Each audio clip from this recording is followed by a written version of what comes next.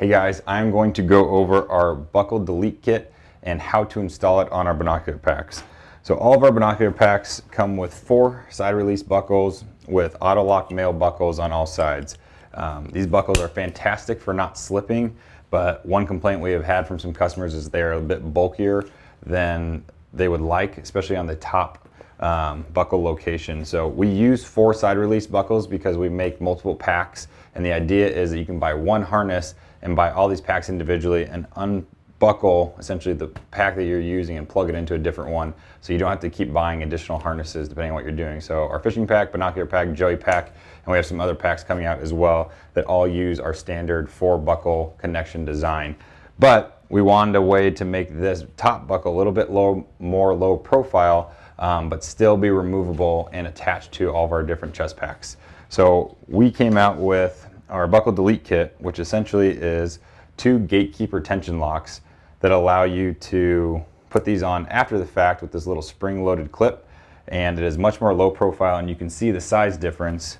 I'm going to flip the pack around with this female and male buckle and how small this gatekeeper buckle is. So what this does is it allows the pack to sit higher on your chest and a little bit tighter. And for those people who don't really change their harness around between a bunch of packs, it's a great option. It's not hard to remove, but it's one of those things, if you're not disconnecting the top buckles, you don't really need the side release buckles on the top. So the first step to install these onto your harness is you need to remove the male buckle from our standard harness. So these auto lock buckles are a little tricky because they have this cam in here that pinches the webbing. And because we bar tack the end of the webbing, which essentially is folding the webbing back over and then stitching it down so it does not slip through the buckle, you need to be able to remove this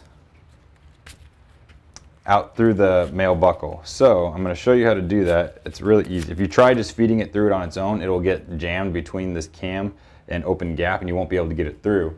But if you have a pair of standard needle nose pliers, what you're going to want to do is you're going to grab on to this moving cam right here. You're going to pinch it with your needle nose pliers, and you're going to want to pull down, and that cam pops right off. It's got a little groove that you can see that snaps into this little bar, and now with that removed, you can pull that webbing out of the buckle, and now your auto lock buckle is moved to the side. You can reinstall that cam. This is not broken, and you can set it aside for reinstalling later if you want, or use it on your pack if you have auto lock compatible female buckles.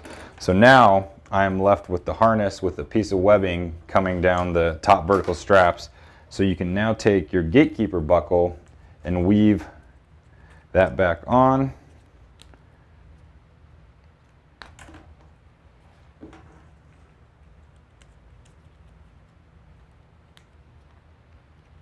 Sometimes pliers help a little bit to grab the webbing.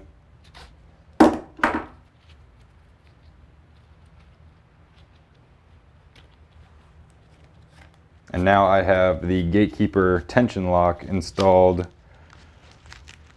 on one side of the harness. You're going to want to repeat that for both sides, but just to show you the size difference, here's the standard auto lock buckle, here's the gatekeeper buckle.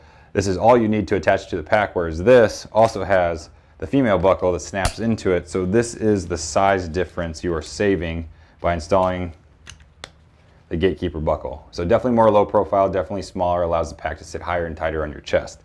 The next step, once you replace the side release buckles, the auto lock buckles with the ladder locks, is you need to remove the female buckles from the back side of the pack. This is the next tricky part. It's not hard, and it is reversible in case you want to go back to your standard side release buckles. But what you're going to do, I already have this pack with the female buckles removed, but what you're going to want to do is pull the webbing to one side to expose the middle of the buckle of the female pack or the female buckle. And what you're going to do is take a pair of tin snips and cut it right in the middle, or you can use a Dremel if you're careful as well.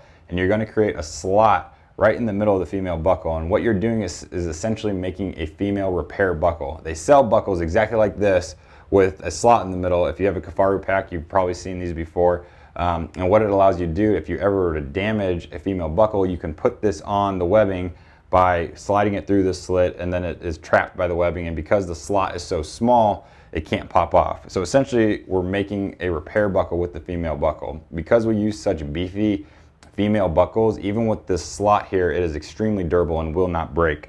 So when you're done cutting off these buckles, you should have 2 vertical loops hanging off the back side of the pack. Like I said, this is reversible, and because this is slotted, I can technically maneuver this back onto the pack if I wanted to revert back to side release buckles. But now when you're done, you should just have 2 loops.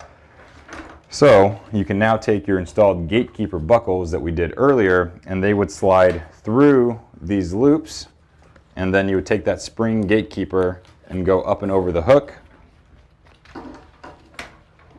on both sides.